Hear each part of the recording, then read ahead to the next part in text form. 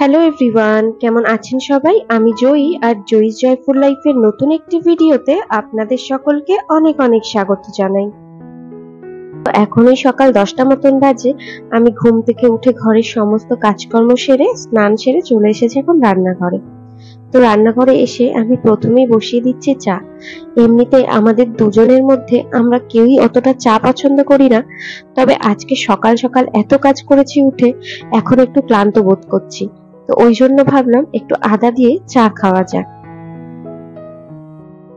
আসলে অন্যান্য দিন না কাজের এত তাড়াহুড়ো থাকে না, ওই সকালবেলা উঠে ওর জন্য একটু খাবার বানিয়ে দিই, তারপরে ও অফিসে বেরিয়ে গেলে ঘরের বাদবাকি কাজকর্মগুলো আমি ধীরে সুস্থে করি। তবে আজকে একটু তাড়াহুড়ো করেই সব কাজকর্মগুলো সেরে রাখতে হলো।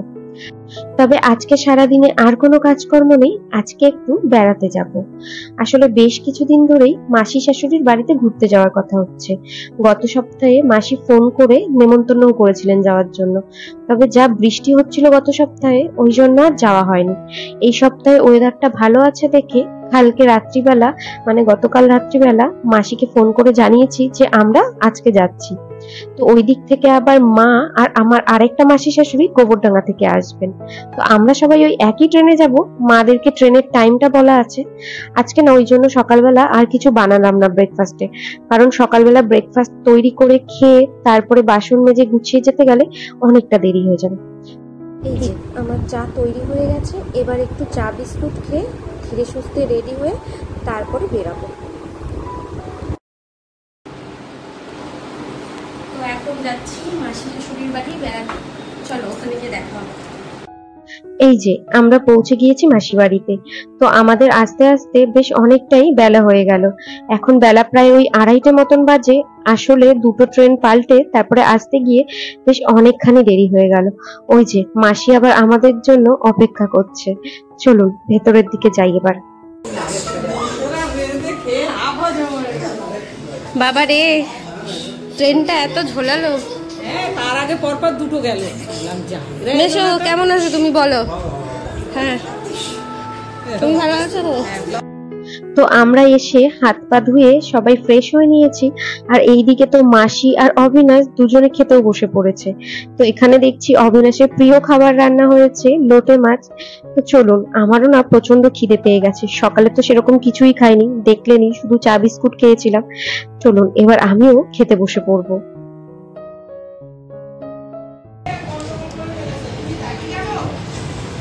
যা খিদে পেয়েছিল, আরো কম ভাত, এত ভাত না। আমার যদি লাগে আমি চাইবো।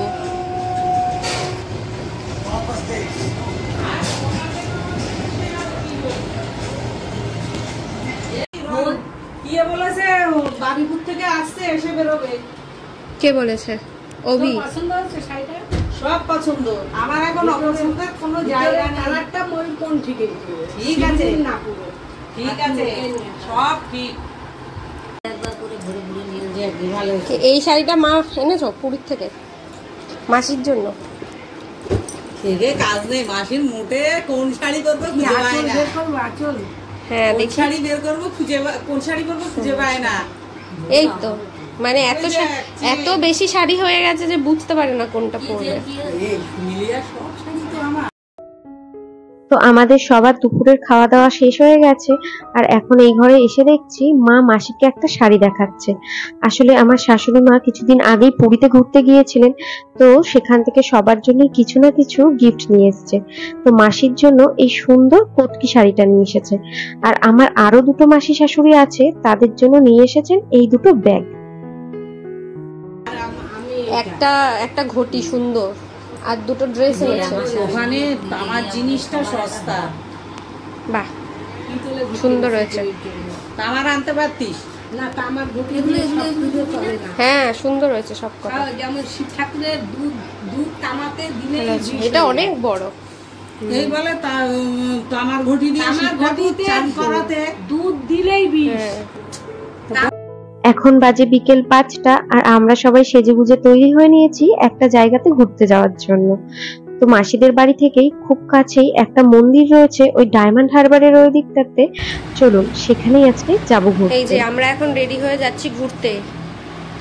বাবা আমার মাসি একটা ছাত্র, আমার ওনাটা ঠিক আছে একটু দেখো তো, নাকি আরেকটু সরু করবো?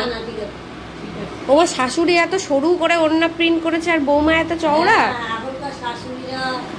মডার্ন।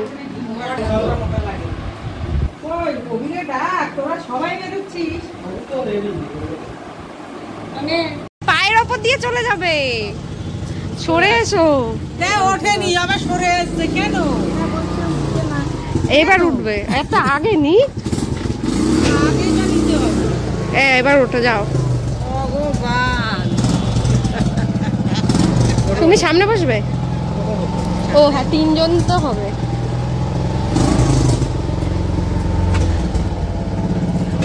ফ্যান চালাও, কি বড় একটা ফ্যান অটোতে। টাটা মাসি। মাসি আর মেশো আজকে আমাদের সাথে আসলো না, তার কারণ ওরা আগেই নাকি এই মন্দিরটি থেকে একদিন ঘুরে এসেছে, ওই জন্য আমরা 4 জনই আজকে যাচ্ছি।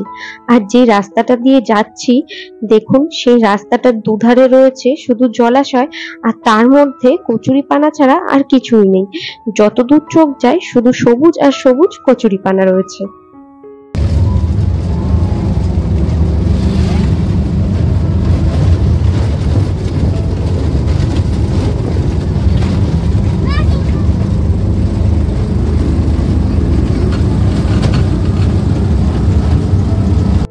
এই যে আমরা পৌঁছে গেছি সেই মন্দিরে। আমাদের আসতে না বেশ অনেকটাই দেরি হয়ে গেল, একদম সন্ধে হয়ে গেছে। দেখুন, আসলে আসার সময় তো দেখলেনই যে রাস্তাটাতেই আমরা আসছিলাম সেই রাস্তাটা কতটা সরু, তার মধ্যে আবার দুধারে ছিল জলাশয়।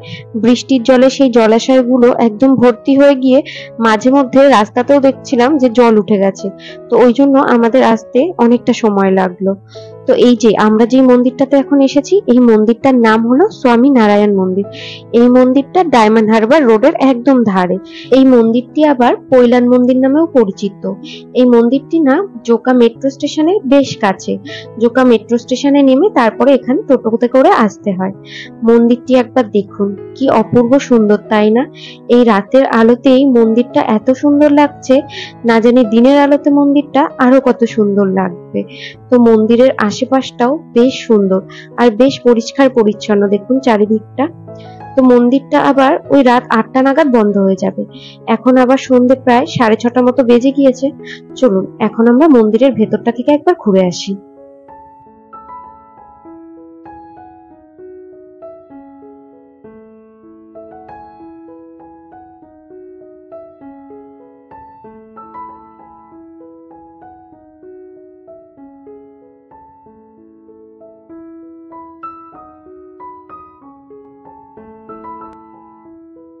আমরা মন্দিরের ভেতর থেকে ঘুরে বাইরে চলে এসেছি। মন্দিরের ভেতরে না ফোন বা ক্যামেরা কোনোটাই অ্যালাউ নেই, ওই জন্য আপনাদেরকে দেখাতে পারলাম না। তো বেশ সুন্দর, জানেন মন্দিরটা ভেতর থেকে বাইরে থেকে যতটা না সুন্দর, ভেতর থেকে আরো বেশি সুন্দর। তো আমরা এমন সময় এসেছি তখন আবার সন্ধ্যা আরতি শুরু হয়ে গিয়েছিল। তো ওখানে বসে বেশ ভক্তি ভরে সন্ধ্যা আরতিও দেখলাম আর তার সাথে ভগবানের দর্শনও করলাম। চলুন একবার ওই দিকটাতে গিয়ে দেখি কি আছে। এই যে আমরা মন্দিরের বাইরের চত্বরটাতে চলে এসেছি এখন, আর এইখানে একটা আছে ঔষধ ভান্ডার আর এখানে একটা ক্যাফেটেরিয়া আছে। তো চলুন আগে ওই ঔষধ ভান্ডারের ভেতরটা থেকে একবার ঘুরে আসি, দেখি ওখানে কি কি রয়েছে।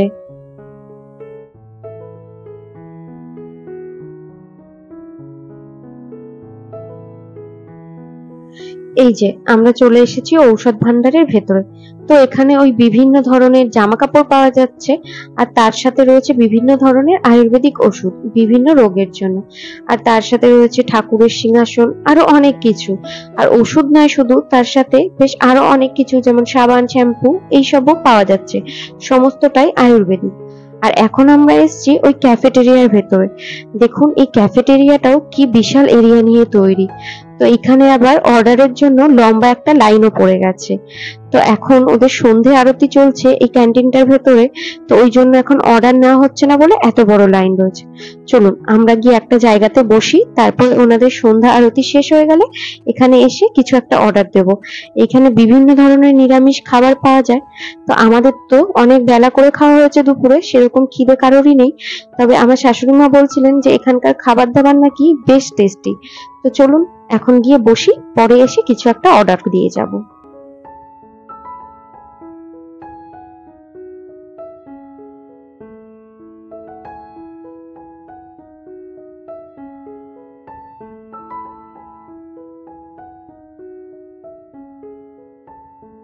এতক্ষণ আমি এখানে বসে বসে দেখছিলাম যে এখানে কি কি ধরনের খাবার দাবার পাওয়া যায়। ওই যে দূরে দেখুন, ওখানে বিভিন্ন ধরনের খাবারের ছবি সহ নাম লেখা রয়েছে। বললে বিশ্বাস করবেন না যে এখানে কি না পাওয়া যায়। চা থেকে শুরু করে এখানে নিরামিষ সমস্ত ধরনের খাবার দাবার পাওয়া যায়, যেমন নিরামিষ পিৎজা, বার্গার, তারপর হচ্ছে রোল, স্যান্ডউইচ, আরো বিভিন্ন ধরনের খাবার দাবার, আইসক্রিম। তো এখানে নাকি যত রকমের দুধের জিনিস পাওয়া যায় সেগুলো নাকি ওনাদের যে গোশালা আছে সেই গোশালার গরুর দুধ দিয়ে তৈরি হয়।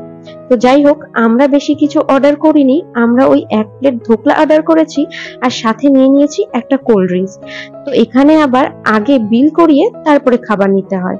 তো আমার বিল করানো হয়ে গেছে, ওই জন্য আমি এখন এসেছি আমাদের অর্ডারটা নিতে।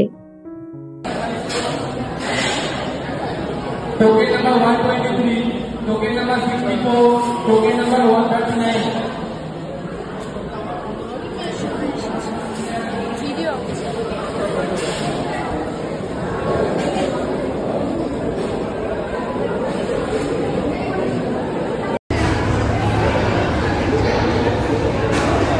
ভালো মাসি, ভালো।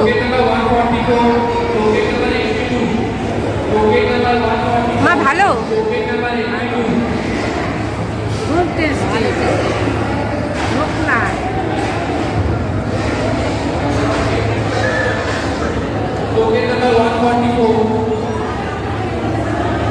চা আছে, খাবে?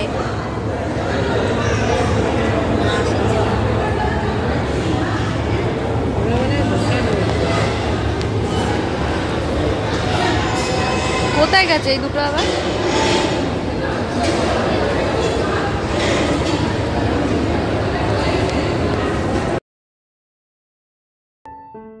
এই যে এইদিকে আবার ও নিয়ে এসেছে দই বড়া। তো দই বড়া খেতে আমিও বেশ পছন্দ করি।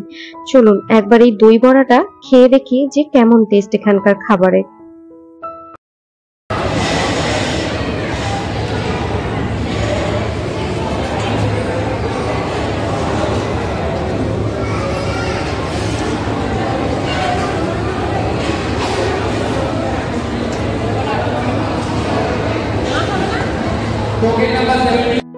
এই যে আমরা খাওয়া দাওয়া শেষ করে বেরিয়ে পড়েছি এখন।